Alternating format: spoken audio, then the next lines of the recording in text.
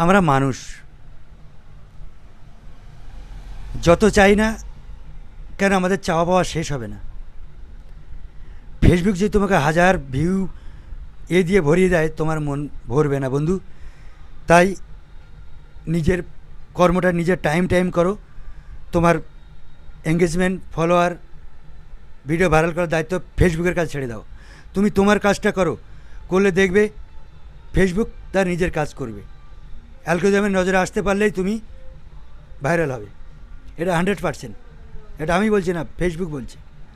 তুমি নিয়মকানুন মেনে, ফেসবুকের গাইডলাইন মেনে চলো, 100% ফেসবুক তোমাকে ভাইরাল করবে। তুমি গাইডলাইন মেনে চলো, অন্য কারোর কথায় ছোটাছুটি না করে গাইডলাইন মেনে তুমি তোমার কাজটা করে যাও। ক্যাটাগরি চুজ করে, যে ক্যাটাগরি চুজ করেছে সেই ক্যাটাগরির ভিডিওটা তুমি পোস্ট করতে থাকো টানা 90 দিন।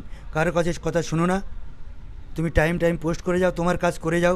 ভাইরাল হওয়ার দায়িত্ব ফেসবুকের কাছে ছেড়ে দাও। ফেসবুকের অ্যালগোরিদমের সব কিছু নজর রেখেছে তুমি কী করছো, সকালবেলা থেকে তোমার কী অ্যাক্টিভিটি আছে ফেসবুকে, এটা ফেসবুক অ্যালগোরিদম নজর রেখেছে। এই জন্য তুমি গাইডলাইন মেনে তোমার কর্ম তুমি করে যাও। আমি তাপস বরুণ, পাম ঘুষুয়া থানা, একদম পথ ভোলা প্রতীক, জঙ্গলে কাঁড়া থেকে। এটা 100% বলছি, তুমি তোমার কাজ করে যাও। ফেসবুকের অ্যালগোরিদম তার নজর রেখেছে তোমাকে। ঠিক তোমার ভিডিও নন ফলোয়ার কাছে পাঠাবে, তোমার ভিডিও ফর ইউতে পাঠাবে। তুমি তোমার কর্ম করে যাও।